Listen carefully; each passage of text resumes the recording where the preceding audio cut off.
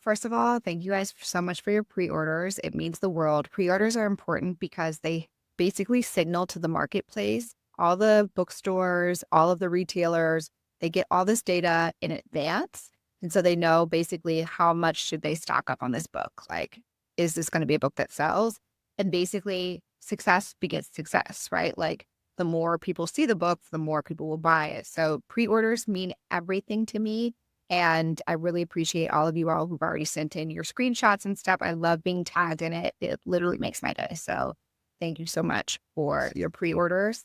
And if you have a pre-order, you can go anywhere you buy books, Amazon, Barnes and Nobles, and go ahead and get it in because, yeah, it's really, really helpful.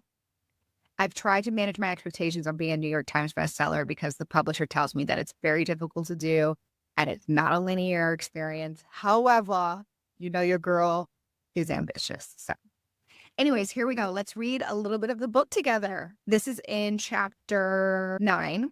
This chapter is called Be the Rough Draft, A Better Relationship with Fear. Stretching in the face of fear. After 3 years in business, I was finishing integrating our first acquisition of an entertainment site called Shadow and Act. We were moving into our second office, the team was expanding, and the energy when you walked into the lobby every day was electric. Blavity Inc. was well on its way to transitioning from a small brand founded by a team of young Black kids to a real competitor in the digital media space.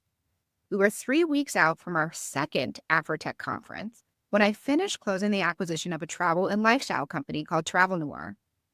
The company, led by a fiercely ambitious and visionary founder, Zim Flores, had become a beacon of diaspora travel culture. Travel Noire had hundreds of thousands of followers on Instagram and millions of comments from a niche, engaged audience. But like many pioneering brands, it had also encountered its share of growth challenges.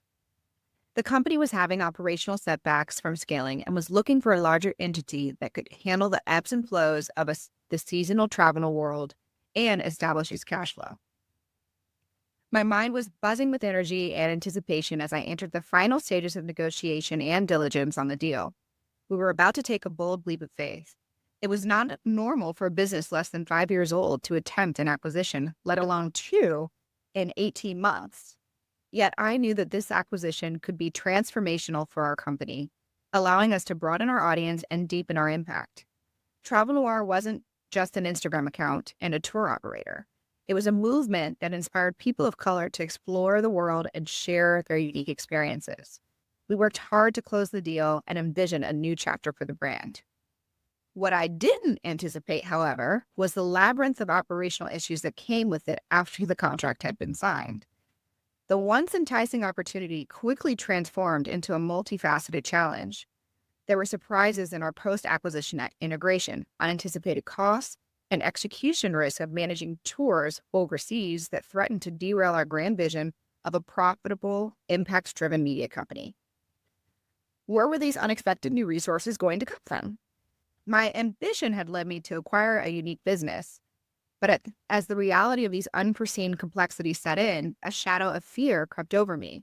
Fear of failure, fear of disappointing my employees, fear of embarrassing our company and Zim and letting down our customers.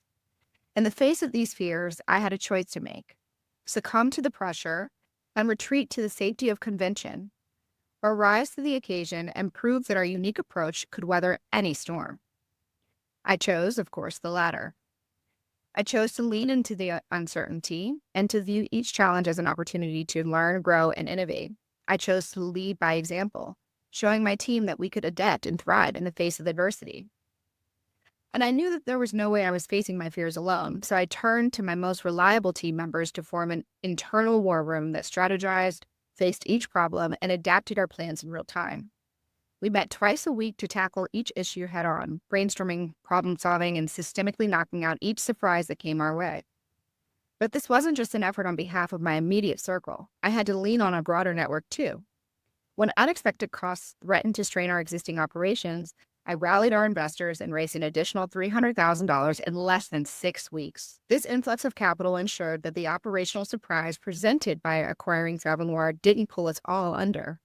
And it was in this crucible of doubt and determination that I forged a deeper understanding of what it meant to truly break the mold. It's not about avoiding the unknown. It's about embracing it with open arms. It's about having the courage to take risks. It's about having the humility to learn from mistakes. And it's about the resilience to keep pushing forward no matter what obstacles lie in my path. Okay.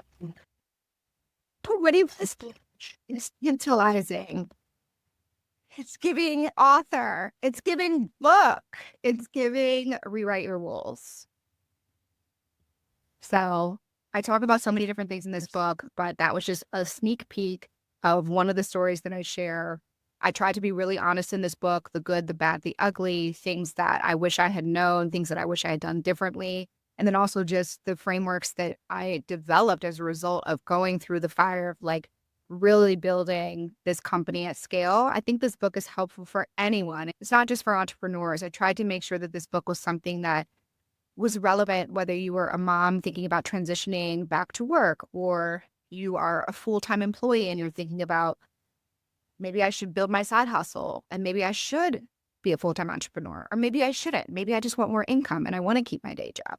Like whatever your it is, this is a framework to help you work through what you want to do. The most successful people in this country are people who are rule breakers and rule makers. They're not people who are rule followers. It's just not actually how people get to where they want to go in this life. We were trained by society to be rule followers. We were trained to follow the steps and do the things and work hard, and that eventually it will be our turn. But I am here to tell you, you do not have to wait your turn. You do not have to do all these things people are telling you have to do. What you do have to do, however, is be clear about your why and be clear about what you want. And this book is designed to help you figure out what that clarity looks like for you. So pick, buy it, leave me a review. And I love you so much. Thank you for listening. Till next time.